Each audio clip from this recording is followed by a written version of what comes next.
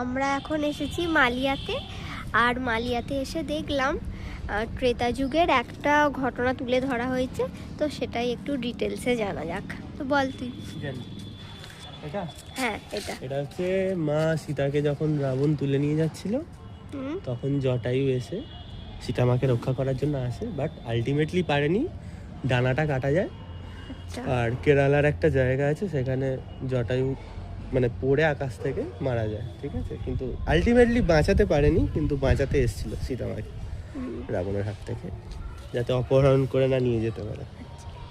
তারপরেও মারা যায়, আর রাবণ নিয়ে চলে যায় সীতাকে লঙ্কায়।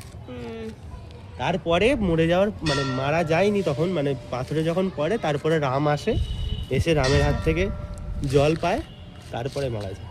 আচ্ছা। আর রামকে জানিয়েও যায় যে সীতামাকে রাবণ তুলে নিয়ে গেছে।